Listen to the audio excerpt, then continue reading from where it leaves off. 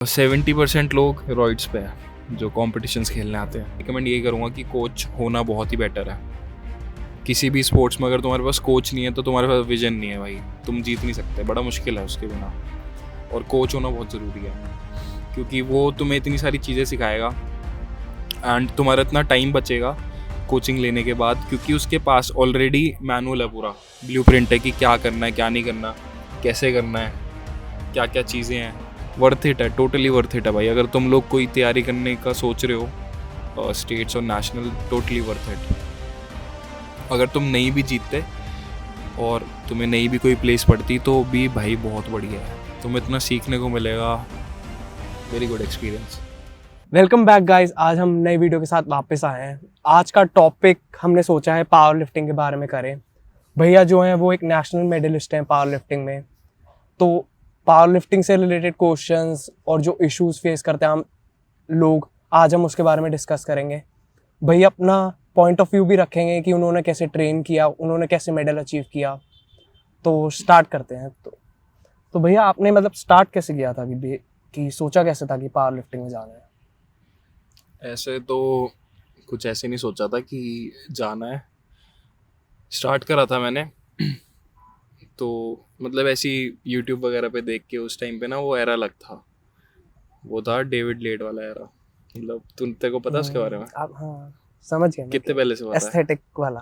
हाँ, तो उसमें बेसिकली ये था कि मतलब उस टाइम पे तो बॉडी बिल्डिंग ही चल रही थी बहुत ज़्यादा, जेरेमी बुंडिया वगैरह। तो मैंने देखा कि यार ये चीज़ तो अलग है काफ़ी, और उस टाइम पे ज़्यादा हाइप भी नहीं था इस चीज़ का, पावर लिफ्टिंग को कोई ज़्यादा जानता नहीं था, इतना फेमस नहीं था। अभी तो हर बंदे को पता है, हर दूसरे बंदे को, कि पावर लिफ्टिंग क्या होती है, बट उस टाइम पे नहीं पता था। और ये एक ऐसी चीज़ थी कि मतलब मसल बिल्डिंग तो चल होती रहती है, मतलब कोई ना कोई ऐसा होता है जिसकी बॉडी बन जाती है, बट बॉडी बनने के बाद स्ट्रेंथ, वो चीज़ अलग होती है। तो वो चीज़ ने मेरे को काफ़ी अट्रैक्ट करा अपने तरफ। तो मेरे को हमेशा पता था कि यार मैं बॉडी से तो खुश नहीं रह पाऊँगा, like you look a certain way and you become happy. मेरे को वो चीज़ नहीं थी, मेरे को ये चीज़ थी कि अच्छे दिख रहे हो, साथ में तुम्हें तगड़ा भी होना ज़रूरी है। तो हमेशा से मेरा यही था कि भाई तगड़ा होना है। तो बस उसी चीज़ को लेके मैं करता गया। फिर जब स्पोर्ट्स में घुस गया, इतनी सारी चीज़ें पता लगी पावर लिफ्टिंग के बारे में कि भाई डेडलिफ्ट मारते हैं, कितनी बार करनी चाहिए, कितनी बार ट्रेनिंग करनी चाहिए, स्क्वाट्स कैसे करते हैं, ब्रेसिंग कैसे करते हैं, बेंच कैसे करते हैं, आर्क कैसे बनाते हैं। बहुत ही बड़ा एक वो है, मतलब कि अगर तुम घुसोगे ना एक बारी ये सोच के कि मैं पावर लिफ्टिंग करूँगा, तुम्हें इतना सीखने को मिलेगा बहुत ज़्यादा, और तुम्हें मेंटली भी स्ट्रॉन्ग बना देता है। तो इश्यूज भी जैसे बॉडी बिल्डिंग में रिलेटेड क्या इश्यूज आते हैं और पावर लिफ्टिंग से इश्यूज अगर कंपेयर करो आप, कि जैसे बॉडी बिल्डिंग में तो आप इतने दिन थोड़े टाइम तक सोरनेस ज़्यादा रहती है क्योंकि आप वॉल्यूम बहुत हाई ट्रेन कर रहे हो। ऐसा कुछ पावर लिफ्टिंग में कुछ ऐसा है कि इश्यूज स्पेसिफिकली सिर्फ पावर लिफ्टिंग से आते हैं? मतलब सबसे ज़्यादा मिसकंसेप्शन तो ये है कि तुम्हें इंजरी हो जाएगी, जो कि बहुत गलत है। इंजरी नहीं होती भाई, जिम में नहीं होती इंजरी। इंजरी आपको बहुत बड़ा वर्ड है इंजरी, जैसे कि तुम्हारा मसल टोर हो जाना। ठीक है, आजकल क्या होता है मतलब लोगों का ना ऐसे हाथ भी मुड़ गया ना, तो वो ऐसे बोलते हैं भाई मेरे को तो इंजरी होगी। अब इंजरी वो नहीं होती यार, इंजरी बहुत अलग होती है। एंड इंजरी तुम्हें हो जाएगी ना तो तुम उठ भी नहीं पाओगे, या तुम अपना हाथ भी मूव नहीं कर पाओगे, इतनी मेजर होती है वो। स्पैज़म को इंजरी बोलते हैं लोग। एंड अपना स्ट्रेन वगैरह कोई आता है मसल पे, उसको इंजरी बोलते हैं। कई बार सोरनेस को इंजरी बोल देते हैं। तो ये बस वही है, लैक ऑफ नॉलेज है, क्योंकि लोगों को पता नहीं है इतना, तो वो इस चीज़ को इतना बोलते हैं। तो जैसे कि तू कह रहा था सोरनेस, बॉडी बिल्डिंग में और पावर लिफ्टिंग में ज़्यादा फ़र्क नहीं है। पावर लिफ्टिंग बस ये है कि तुम अपनी स्ट्रेंथ बढ़ा रहे हो, ठीक है, तुम अपनी बॉडी पे लोड डालना सिखा रहे हो बॉडी को, कि भाई तूने मतलब तेरी मसल में ना इतनी जान है कि तू अभी भी 100 किलो उठा देगा, बट तेरी मसल ट्रेन नहीं है उस वे में।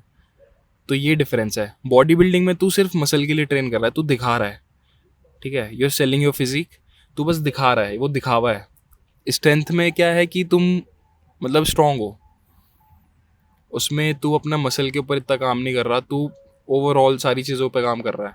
बोन डेंसिटी बढ़ती है, टेंडन स्ट्रांग होते हैं, मसल बिल्डिंग बढ़ती है, मतलब बहुत ही ज़्यादा वाइड हुआ है। नहीं आपकी आपने बात करी कि एक बंदा 100 किलो आराम से उठा सकता है, तो कहते तो हैं कि तुम्हारा दिमाग तुम्हें लिमिट करता है कि 100 किलो उठाने से, जब तक तुम उसके लिए ट्रेन ना करो, कि तुम उठा बहुत ज़्यादा वेट सकते हो, पर तुम्हारा दिमाग कहते हैं कि तुम्हारा लिमिटर है तुम्हारे अंदर जो तुम्हें रोकता है उठाने से। हाँ, ऐसा इसलिए होता है क्योंकि अगर तेरा ब्रेन तेरे को अलाउ कर देगा, मतलब एक तरह से मसल मेमोरी कनेक्शन हो गया, प्लस मसल को लोड लेने की आदत नहीं है। अगर मतलब पावर है तेरे अंदर, बट तेरा दिमाग तेरे को इसलिए लिमिट कर रहा है क्योंकि तू अपने आप को इंजर्ड ना कर ले, तू अपनी बॉडी को इंजर्ड ना करे, ठीक है। जैसे कि तू 100 किलो उठा तो लेगा, बट तेरे टेंडेंस ब्रेक हो जाएंगे, इतनी पावर है। कई बार सुना है तूने ऐसे कि लोग जब गाड़ी के नीचे दबे होते हैं तो वो इतना मतलब ऐसे उस चीज़ में होते हैं मेंटली कि वो गाड़ी को भी उठा के साइड करते हैं। ऐसा कई बार ही होता है। कि हाँ, जैसे कि एडी हॉल वाली बात है। एडी हॉल वाली बात है, ये बात सच है हाँ। कि अगर तू किसी ऐसी सिचुएशन में है ना जहाँ पे तेरे को लग रहा है कि अब तेरा अपना कोई हार्म होने वाला है, तो तू मतलब तू इतनी पावर लगाएगा, वो मेंटली होता है सारा। एक बार एडी हॉल के बारे में अगर आप सही से बता पाओ तो क्या हुआ था? एडी हॉल भाई, उसने पहली बारी 500 किलो जिसने उठाया था First person डेडलिफ्ट, था। हाँ, he was the first person, और बहुत स्ट्रांग है वो। तो कहते हैं ना कि उसने अपने आप को हिप्नोटाइज कर दिया था कि सोचने को कि मेरी फैमिली मतलब एक हाँ। कार एक्सीडेंट के नीचे आ गई है। वो थेरेपी लेता था, मतलब उसने थेरेपिस्ट रखा हुआ था 500 किलो की डेडलिफ्ट उठाने के लिए, जिसमें उसका थेरेपिस्ट उसको ये बताता था कि भाई तेरी फैमिली गाड़ी के नीचे है और वो दबी हुई है, अब तूने उठानी है गाड़ी। तो इस चीज़ की थेरेपी ले रहा था। सोच, हाँ, थेरेपी कहते हैं कि हिप्नोटाइज भी किया था उसने आपको अपने आप को कि वो ना कम्पिटिटिव लेवल पे भाई लोग इतना सब कुछ करते हैं ना, रिकवरी के लिए वो 100 चीज़ें कर रहे हैं, मेंटली वो अपने आप को इतना तैयार कर रहे हैं। केटामाइन पता है तेरे को? हाँ, कहते हैं कि घोड़ों का ड्रग होता है वो, किसका? हॉर्सेस को लगाते हैं हाँ, केटामाइन। आजकल केटामाइन भी चल रहा है, डेविल डायरेक्ट करता है, तेरे को पता है इस बारे में? ये बता। तो ये भी एक तरह से वही होता है, तुम्हें क्लैरिटी देता है। मतलब लोग ना इतना एडवांस लेवल पे इतना कम्पिटिटिव है कि लोग ड्रग्स भी अब्यूज़ कर रहे हैं, उन्हें फ़र्क नहीं पड़ता भाई बॉडी का क्या हाल हो रहा है, उन्हें बस एक ही चीज़ चाहिए, अचीवमेंट। पर कहते हैं कि जैसे ये जो स्पोर्ट्स हैं, मतलब ये तो पूरे प्रॉपर चेक होती है तुम्हारा कि तो फेडरेशंस वो भी तो है जहाँ पे चेकिंग नहीं होती। नहीं, जैसे नेशनल लेवल पे चेक होता है क्या ऐसा कि लोग अब्यूज कर हाँ, रहे हैं? होता है। कोई जानते हो किसी के बारे में जो ऐसा कोई करता हो? काफ़ी सारे लोग हैं भाई, काफ़ी सारे लोग हैं। ऑलमोस्ट मैं तेरे को बताऊँ तो 70% लोग रॉइड्स पे है जो कॉम्पिटिशन्स खेलने आते हैं। सच बात है। तो उनकी चेकिंग वगैरह नहीं होती या उन्हें ऐसी मतलब माफ़ कर देते हैं क्या? क्या होता है प्रोसीजर, क्या आप एक बार समझाना चाहें? मतलब जैसे तू पावर लिफ्टिंग के कॉम्पिटिशन्स में नाड़ा आती है एंड वो तुम्हारा प्रॉपर चेकअप करते हैं, तेरा यूरिन कलेक्ट करेंगे, तेरा ब्लड सैंपल लेंगे, उसके बाद तुमसे डीडी लिया जाता है 50,000 का, 50 और 25,000 समथिंग, तुमसे पहले ही ले लिया जाता है वो। अगर इन केस तुमने कुछ लिया है तो वो फाइन लगता है उसका, और बैन बैन हो जाते हैं 3-4 साल के लिए, 5 साल के लिए मेरे ख्याल से। काफ़ी सारे एथलीट हुए हैं। आप एक बार ये भी तो बता रहे थे कि जो फर्स्ट आता है और जो मतलब टॉप 3 आते हैं, मतलब उनका हाँ, चेकअप तो उनके चेकअप होते हैं हमेशा। हमेशा टॉप लिफ्टर का हमेशा चेकअप होता है एंड जो फर्स्ट आता है अपनी कैटेगरी में उसका होता है। कई बार ही नहीं भी होता, डिपेंड करता है कि तुम्हारे कंपटीशन के क्या स्टैंडर्ड्स है। नहीं, जैसे कि सपोज अगर कोई जानते हो जो मतलब पहले से जज है, वो देख रहे हैं कि ये बंदा इतने सालों से आ रहा है, तो उसका भी चेकिंग हो गई, नेसेसरी है कि अगर वो उसकी भी, जीता है हाँ, तो। हाँ भाई, वो नाड़ा होती है ना, वो थोड़ा अलग है। वो लोग एक तरह से थर्ड पार्टी है वो। जैसे जो ऑर्गेनाइज करवा रहा है, जो जजेस है, ये सारे अलग होते हैं and NADA is a different, totally different people. वो एजेंसी है, मतलब वो मतलब तेरे इंडियन जो ओलंपिक्स वगैरह में होता है ना, उसमें काम करती है। जैसे कि जो नेशनल लेवल की पावर लिफ्टिंग, मतलब ये नाड़ा होती है, ये नेशनल डोपिंग एजेंसी होती है एंड वहीं तेरा जैसे ओलंपिक्स वगैरह होता है वहाँ पे वाडा होती है, वर्ल्ड डोपिंग एजेंसी। नहीं, जैसे जो मतलब जो नेशनल लेवल पे एसोसिएशन है वो तो आईपीएफ ही है ना, कि पावर लिफ्टिंग की, इंडियन हाँ, पावर आईपीएफ तो आईपीएफ नाडा से वो करती है हाँ कोलैब एफिलेटेड करती है। है। अच्छा,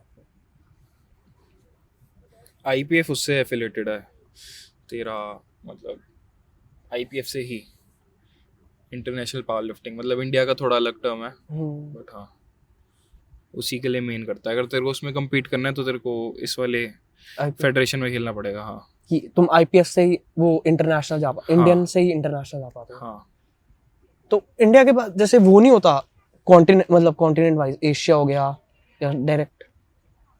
हाँ पहले नेशनल्स, नहीं पहले स्टेट, हाँ। Nationals, Asia and then international. और कौन कौन सेलेक्ट होता है जो सिर्फ टॉप पे फर्स्ट आया बस? हाँ मतलब जो थर्ड तक आया है हम्म। उनको चांसेस मिलते हैं, फर्स्ट सेकंड थर्ड। तो ऐसा कभी हुआ है कि जैसे सपोज कि जो कोई स्टेट में थर्ड आया हो और नेशनल में जाके वो फर्स्ट हो गया हो? स्टेट में थर्ड आया हो नेशनल में जाके फर्स्ट होता है कई बारी। तो मतलब जैसे फर्स्ट और सेकंड ड्रग अब्यूज़र है हाँ। एंड उसको पता है कि वहाँ पे चेकिंग होगी, हम्म। तो कई बारी ऐसा होता है कि वो लोग नहीं जाते, और कई बारी ऐसा भी होता है कि बंदा एक्चुअल में नहीं जा पाता। कोई बट हाँ सरकमस्टांस आ मेन गया। मेन रीज़न तो मैंने जहाँ तक देखा है यही होता है कि तुम यहाँ पे इतने स्ट्रांग हो कि तुम यहाँ पे फर्स्ट आ गए एंड तुम वहाँ पे जा ही नहीं रहे, नेशनल लेवल पे तुम जा ही नहीं रहे, क्योंकि तुम्हें पता है वहाँ पे वाड़ा आएगी नाड़ा आएगी, तुम्हें तुम्हारा डीडी ले जाएगी वो 50,000 रुपये का, एक बार हम तुम्हें बैन कर देंगे 5 साल के लिए। एक बार हम जिम में बात कर रहे थे, कह रहे थे एक लोक मतलब जैसे लोकल वो भी होते हैं जो छोटे छोटे लेवल पे पावर लिफ्टिंग मीट होते हैं, हाँ हाँ हाँ। कहते हैं कि वहाँ पे बिल्कुल टेस्ट नहीं है। तुम अगर तो टेस्टिंग हो मतलब करनी क्यों है, मेरे को ये नहीं समझ आ रहा।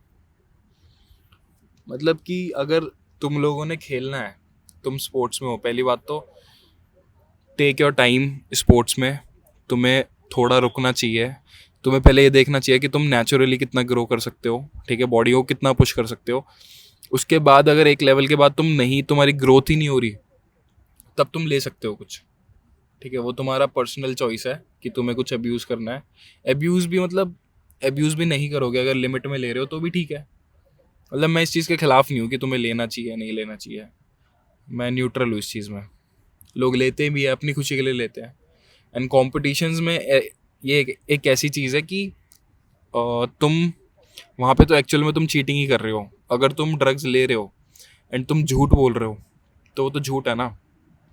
तुम वहाँ पे compete कर रहे हो उन लोगों के साथ जो नेचुरल है, जो लोग मतलब सच बोल के आए हैं वहाँ पे और तुम झूठ बोल के आए हो, तो ये फ़र्क है। और सपोज तुम वहाँ पे झूठ बोल के कर रहे हो और हार गए, फिर क्या हर्ट होगा? सपोज क्या है भाई, हारते हैं तब भी उसमें क्या है, उसमें सपोज क्या है। बट हाँ तुम ले सकते हो तो तुम मत खेलो, मतलब जहाँ पे टेस्टिंग है टेस्टिंग फेडरेशंस में मत खेलो, बस बात खत्म। और जब तक तुम नहीं पकड़े जा रहे तो तब तक के लोग खेलते भी हैं, उन्हें फ़र्क नहीं पड़ता। पर एक ना एक दिन तो सच बाहर ही आ जाता है, छुप नहीं पाता ना। हाँ बैन हो जाते हैं, उसमें ज़्यादा बेइज्जती है कि तुम सीधा 5 साल के लिए बैन हो गए, सारे लिफ्टर्स तुम्हारा मजाक उड़ा रहे हैं, तो एक वो चीज़ है। इससे बढ़िया तो भाई अगर तुम ले रहे हो ना तो तुम छाती ठोक के बोलो भाई हाँ भी, मतलब बताओ भी मत, बट तुम टेस्टेड फेडरेशन में मत खेलो, तुम किसी नॉर्मल फेडरेशन में खेलो, बहुत सारी फेडरेशन है भाई, ज़रूरी नहीं है तूने इसमें ही खेलना है। कैसी कैसी एक बार बताना जैसे लोगों को मतलब पता ना कि WFP है मेरे ख्याल से, WPF, मतलब नाम मेरे को इतना ढंग से याद नहीं है, बट ये इंडिया में फेडरेशंस है जो कि अच्छी हैं, अच्छी खासी हैं, जहाँ पे टेस्टिंग नहीं होती। बट एक तरह से वो इसलिए भी अच्छा है कि तुम अपना पूरा पोटेंशियल वहाँ पे देख सकते हो कि तुम कितना लिफ्ट कर सकते हो। हो। बेसिकली एक तो स्ट्रेंथ ना वो अपने हाँ आप में। वो इस चीज़ को प्रमोट भी नहीं कर रहे और वो डिमोट भी नहीं कर रहे, ठीक है। वो चाहते हैं कि तुम नेचुरल हो तो तुम नेचुरल आओ, तुम इनहांस्ड हो तो तुम इनहांस आओ। अगर तुमने लिया है, तुमने कुछ करा है, तो इसका मतलब ये थोड़ी है तुमने कोई गुनाह कर दिया है, क्राइम थोड़ी है कोई। बट झूठ मत बोलो, सही बात है। मतलब थोड़ा एथिकल होता है ना, तो बस यही चीज़ है। जैसे आप बात कर रहे थे कि इंडिया में आईपीएफ है और आगे जाके भी तुम जैसे जैसे नेशनल खेलते हो और आगे जाते जाते हो तो चेंज होती रहती है, तो कंपटीशन स्टैंडर्ड्स क्या है इंडिया में और बाहर? क्योंकि बाहर मैंने ऐसे बहुत देखा है कि लोग जो इंडिया में है ना वो कम वेट पे रिकॉर्ड है, नेशनल रिकॉर्ड, और बाहर नेशनल रिकॉर्ड बहुत मतलब दूसरी कंट्रीज का बहुत ऊपर है। यार ऐसा इसलिए है क्योंकि पहले तो मैं स्टैंडर्ड्स के बारे में बताऊंगा तुम्हें कि जो तुम्हारा मतलब एक तो होता है डिस्ट्रिक्ट लेवल, जो तुम्हारा जोनल टाइप होता है ना, वहाँ पे कॉम्पिटिशन्स होते हैं एंड उन्होंने एक तरह से टेंट लगाए होते हैं जो जिसमें शादी नहीं होती उसी के अंदर कंपटीशन चल रहा होता है। तो हमारे दिल्ली में तो सीधा स्टेट होता है, ठीक है, स्टेट में भी तुम्हारा कुछ ऐसा हिसाब किताब होता है। स्टैंडर्ड्स इतने अच्छे नहीं हैं और स्टेट लेवल पे, तो तुम्हें थोड़ा कॉम्प्रोमाइज़ करना पड़ेगा। नेशनल लेवल पे स्टैंडर्ड्स थोड़े अब अच्छे हो गए हैं, जैसे इस बार ही हुआ है जो कंपटीशन तो काफ़ी अच्छा था। इससे पहले एक बार ये हुआ था तो वहाँ पे क्या हो रहा था कि एक जगह शादी हो रही है, एक जगह किसी का बर्थडे सेलिब्रेट हो रहा है, पीछे तुम्हारे कॉम्पिटिशन्स हो रहे हैं ऐसे, ठीक है, और वहाँ पे पूरी मिल रही है, वहाँ पे छोले मिल रहे हैं। सही तो है, खाने को भी मिल रहा है फ्री में। तो ऐसे था वहाँ पे, कोई ऐसे बस तुम्हारा नाम लिया जा रहा है, सौरभ बसोया योर लेफ्ट, जल्दी आओ। तो इतने अच्छे नहीं थे स्टैंडर्ड्स, बट अच्छा होता है, अब अच्छा हो रहा है पहले से ना, 3-4 साल पहले से और अब में बहुत डिफरेंस है, जो कि अच्छी बात है बीके एथलीट्स के लिए। और अगर तुम्हें देख, तुम स्पोर्ट्स खेलने आए हो, तुम इंजॉय करने आए हो, तो तुम कंप्लेन नहीं कर सकते कि भाई ये क्या है, ये कैसी बात है, इक्विपमेंट्स मेरे को अच्छे नहीं मिल रहे, वार्म अप करने के लिए जगह नहीं मिल रही, और लोडर अच्छे नहीं है, वेट गलत डाल दिया, तुम्हें एडजस्ट करना पड़ेगा। इंडिया में थोड़ा है ये सीन यहाँ पे, और बाहर तो काफ़ी प्रोफेशनली होता है, मतलब अगर तू 1 मिनट भी लेट हो गया तो तेरी लिफ्ट गई, तेरा यहाँ टाइम पे थोड़ा तेरा है टाइम गया। रिलीफ है ऐसा कि अगर यार तुम यहाँ पे ऐसा 5 तो नहीं है, बट जैसे जो जानने वाले होते हैं ना जज वगैरह के, वो थोड़ा टाइम रोक लेते हैं, ऐसा और होता है। एक बाहर बाहर में ये फ़र्क होता है, मतलब जो बाहर के जो कॉम्पिटिशन्स होते हैं, ऑर्गेनाइज़र होते हैं, उनमें ये फ़र्क होता है कि वो काफ़ी प्रोफेशनली रन करते हैं उसको, उनके जज बहुत बढ़िया होते हैं। हमारे जज में क्या होता है भाई, कई बार तो लिफ्ट ही फेल कर देंगे, मतलब तू ठीक भी परफॉर्म करेगा तब भी लिफ्ट फेल तेरी, ऐसे भी होता है कई बारी। और बाहर काफ़ी सही होता है, और मतलब मैंने देखे हैं और सुना भी है कि अच्छा होता है, मतलब जजेस तुम्हारा, तुम मांग सकते हो दोबारा से अगर तो, मतलब उसमें 3 डॉट्स होते हैं, वाइट वाइट वाइट, तो उसमें से तुम्हें 2 डॉट चाहिए, 2 लाइट चाहिए, 2 वाइट लाइट।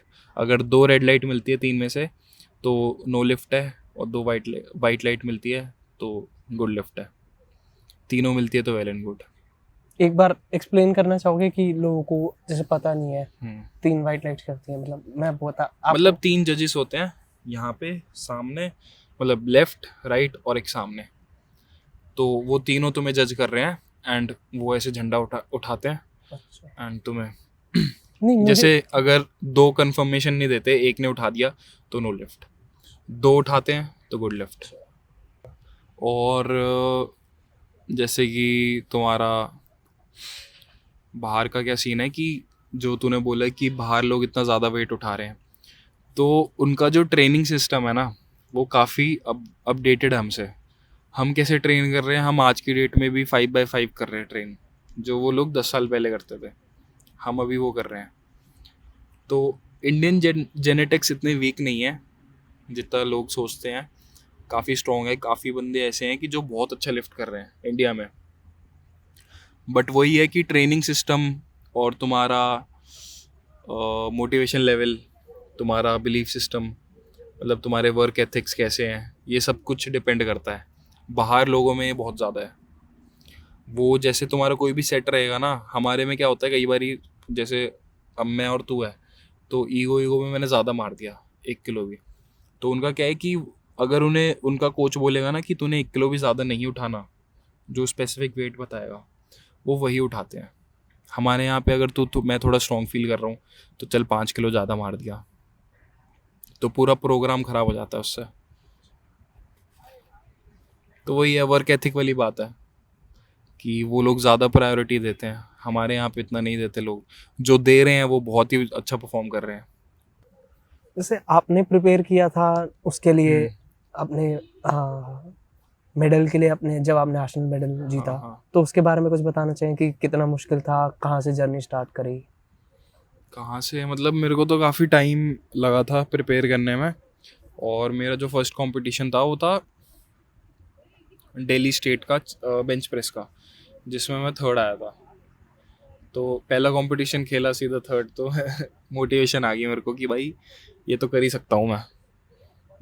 तो वहीं से स्टार्ट हुआ था मेरा। एंड नेशनल तो एक तरह से बड़ी चीज़ थी मेरे लिए कि मैं कभी गया नहीं उस लेवल तक। तो करा मैंने, ढंग से प्रेप करा उसके लिए, और काफ़ी मुश्किल था, इतना इजी नहीं होता भाई, बट बड़ा मज़ा आता है। वर्थ इट है, टोटली वर्थ इट है भाई। अगर तुम लोग कोई तैयारी करने का सोच रहे हो स्टेट्स और नेशनल, टोटली वर्थ इट। अगर तुम नहीं भी जीतते और तुम्हें नहीं भी कोई प्लेस पड़ती तो भी भाई बहुत बढ़िया है, तुम्हें इतना सीखने को मिलेगा। Very good experience.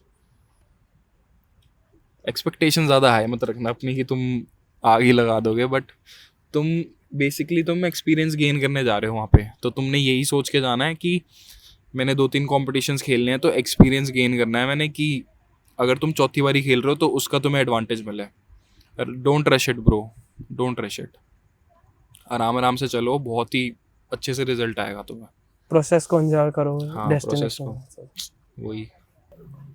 तो जैसे आपने जब अपने मतलब कंपटीशन के लिए प्रिपेयर किया था, तो मतलब कोई कोच हायर किया था या स्ट्रक्चर प्रोग्राम बनाया था खुद ही? मैंने कोच हायर करा था।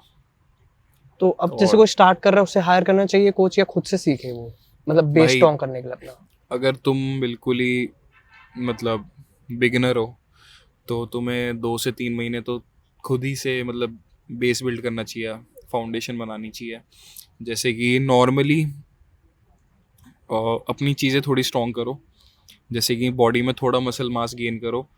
एंड कोच जो है वो तुम कभी भी हायर कर सकते हो, बिल्कुल बिगिनिंग में भी और बाद में भी। बट मैं तुम्हें रिकमेंड ये करूँगा कि कोच होना बहुत ही बेटर है। किसी भी स्पोर्ट्स में अगर तुम्हारे पास कोच नहीं है तो तुम्हारे पास विजन नहीं है भाई, तुम जीत नहीं सकते, बड़ा मुश्किल है उसके बिना।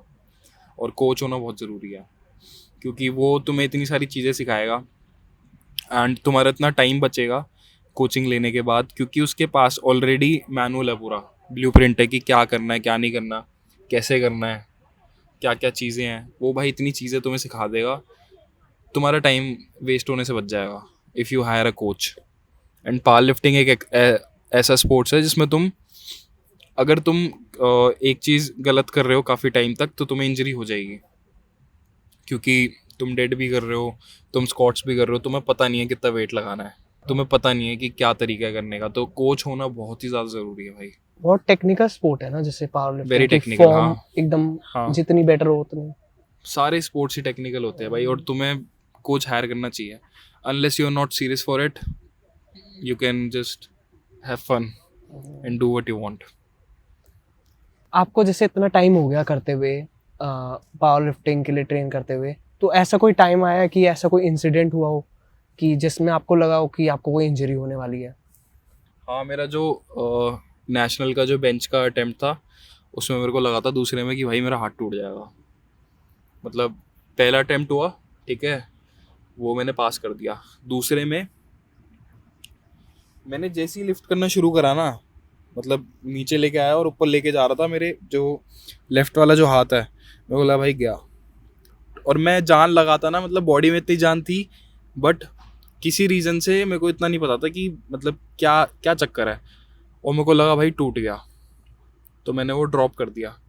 तो जो तीसरा अटेम्प्ट था, मतलब मैं चाह रहा था लेना, बट इसी रीज़न की वजह से मैंने लिया नहीं, क्योंकि मैं आगे भी मेरे को डेड भी परफॉर्म करनी थी। तो मेरे साथ मेरा कोच था जिसने मेरे को गाइड करा कि नहीं करना चाहिए। तो इसलिए कोच होना भी इसलिए भी ज़रूरी है भाई, कि तुम्हें अच्छी गाइडेंस भी मिलती है उस टाइम पे।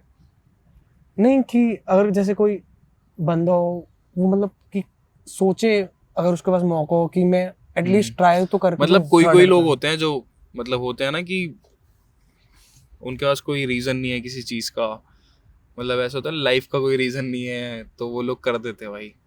जैसे कि एक बंदा था यूक्रेनियन का, यूक्रेनियन पावर लिफ्टर बहुत स्ट्रॉन्ग होते हैं।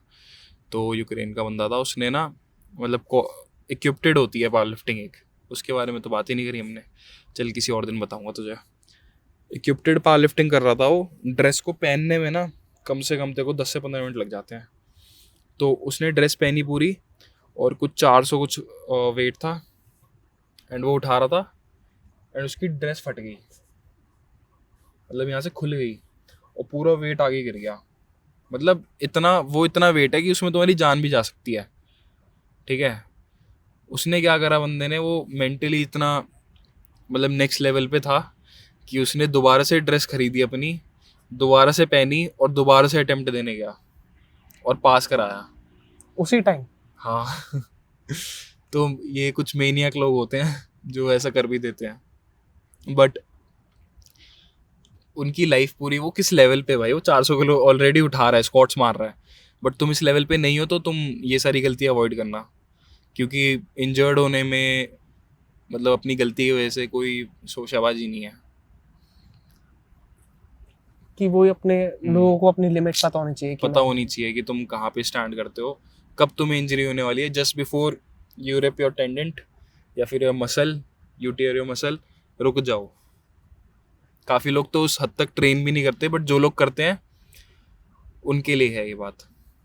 क्योंकि एक इंजरी फिर तुम्हें इतना पीछे पुश कर देगी ना, पीछे पुश कर देती है। हाँ, प्रोफेशनल लेवल पे तो तुम्हें कोच चाहिए ही चाहिए। जैसे इस मतलब जब मतलब आपने मेडल अचीव किया था तो उसकी फीलिंग और जो मतलब आपने इतने टाइम तक मेहनत करी, वर्थ इट थी?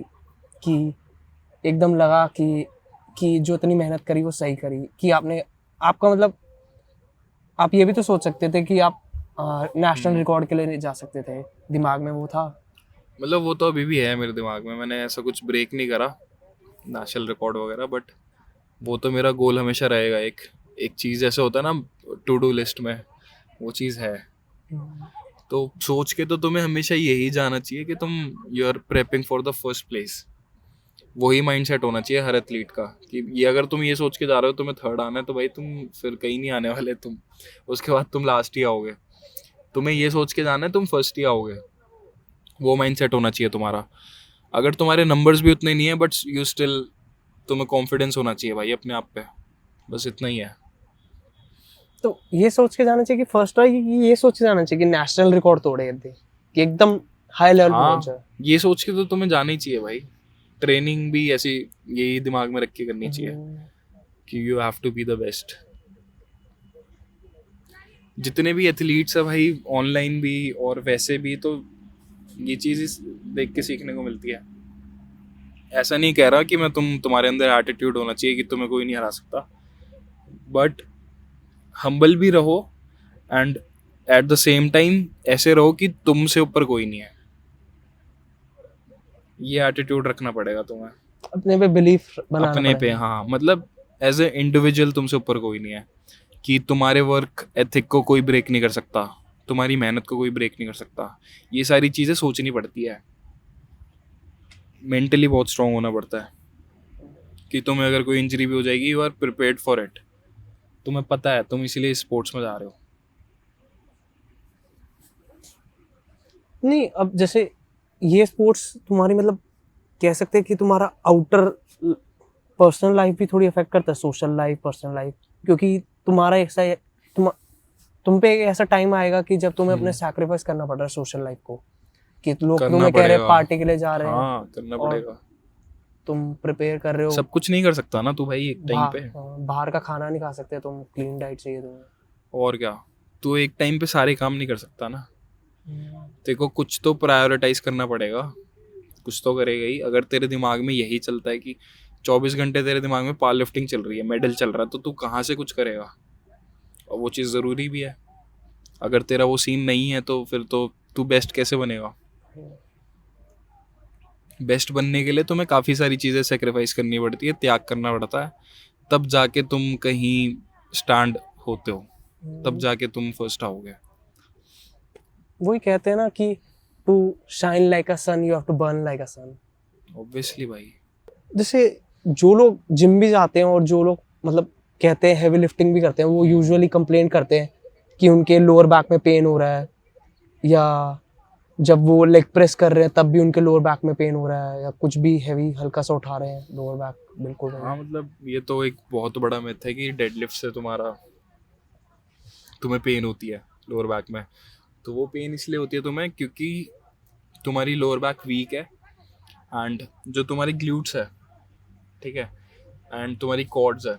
जब तू डेडलिफ्ट कर रहा है ना तो वेट पूरा डिस्ट्रीब्यूट हो रहा है तेरी बॉडी पे, तेरी पूरी बॉडी उसे यूज़ कर रही है, तेरी लोअर बैक यूज़ नहीं कर रही वेट को उठाने के लिए, तेरी पूरी बॉडी ही ट्राई कर रही है उठाने के लिए। तो सपोज तेरा ग्लूट्स वीक है एंड तेरे ट्रैप्स वीक है, तेरी अपर बैक वीक है, तो लोड कहाँ पे शिफ्ट होगा? लोअर बैक पे। तो ये रीज़न है कि काफ़ी टाइम लोगों को ना ऐसे लोअर बैक में स्ट्रेन आ जाता है, क्योंकि उनकी बॉडी वीक है, वो उस स्पेसिफिक पार्ट पे काम नहीं कर रहे। तो ये रीज़न है जो लोगों को लगता है ना कि बैक से ऐसे हो जाता है। तो इसका फिक्स क्या है कि लोगों को कैसे फिक्स करना चाहिए लोअर बैक को? सबसे ट्रेन पहले कैसे तो होना भाई चाहिए? तुम्हारी फॉर्म सही होनी चाहिए। दूसरी चीज़, तुम्हारे पास अगर कोच है तो उससे डिस्कस करो कि तुम्हारा कौन सा पार्ट वीक है, या फिर तुम खुद ही एनालाइज करो कि कौन सा पार्ट वीक है। सपोज तुम्हारा ग्लूट्स वीक है तो उसको ट्रेन करो ज़्यादा, तुम्हारे कॉर्ड्स वीक है तो उसे ट्रेन करो, जिससे कि लोड सारा मतलब डिस्ट्रीब्यूट हो हर जगह, तुम्हारा पूरा बैक पे ना आए। और कभी अगर तुम्हें ऐसा लगता है कि काफ़ी टाइम ना स्पैज़म आ जाता है बैक में, जो कि बहुत ही ज़्यादा नॉर्मल है, तो मतलब ये एक तरह से क्रैम्प्स होते हैं, तुम्हारी बैक ना ऐसे क्रैम्प्स देती है तुम्हें कि तू और ज़्यादा आगे ना कर सके एक्सरसाइज कोई कंटिन्यू, क्योंकि उसे लग रहा होता है बॉडी को कि तू अभी इंजर्ड होने वाला है। तो उस टाइम पे तू क्या कर सकता है कि तू वॉक कर, वॉक करने से ज़्यादा बेटर होता है, मतलब तू पेन कम हो जाएगा, तेरे को रिलीफ फील होगा काफ़ी। और कोई स्पेसिफिक एक्सरसाइजेज जो करनी चाहिए लोअर बैक को स्ट्रॉन्ग करने के लिए डेडलिफ्ट के अलावा? लोअर बैक को स्ट्रॉन्ग करने के लिए ऐसा सच कुछ नहीं है। हिप थ्रस्ट कर सकता है, और तू हाइपर एक्सटेंशन कर सकता है with a lot of weight, और बस पूरी बॉडी को ट्रेन करो। सब में बेस्ट एडवाइस ये रहेगी।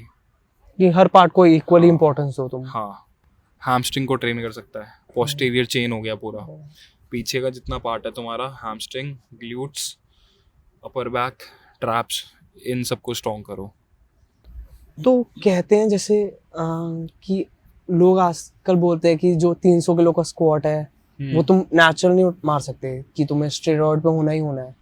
तो ऐसा ज़रूरी है कि तुम्हें इतना हैवी वेट पे जाने के लिए स्टेरॉइड लेना? मतलब ऐसा ज़रूरी नहीं है, तुम्हारी बॉडी ना कई बारी लिमिट कर जाती है। जैसे कि तेरा बॉडी का जो एक पूरा पोटेंशियल था, सपोज मैं धर देता हूँ 290, ठीक है, ये तेरी बॉडी का पूरा पोटेंशियल था कि तू सब कुछ कर ले, तू पूरे एफर्ट्स लगा ले, बट तू इससे ऊपर नहीं जा सकता।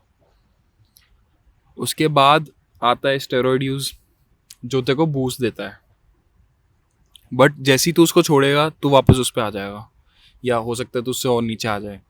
बट जहाँ तक की बात ऐसी है कि लोगों को लगता है कि 300 किलो नेचुरली पॉसिबल नहीं है, इंडिया में काफ़ी लोग ऐसे सोचते हैं, तो ये तो बहुत बड़ा झूठ है। अगर तू कोई चीज़ ढंग से ट्रेन करेगा, तरीके से ट्रेन करेगा, 100% देगा अपना, तो वो चीज़ क्यों नहीं होगी भाई। तो जैसे कि बहुत लोग कहते हैं कि पावर लिफ्टिंग सिर्फ लेवरेज का स्पोर्ट है, तो क्या आपको ऐसा लगता है कि सिर्फ जिनके पास लेवरेज है बहुत ज़्यादा, जो जेनेटिकली गिफ्टेड है, बस वही अच्छा परफॉर्म कर सकते हैं स्पोर्ट में? और सबसे पहले तो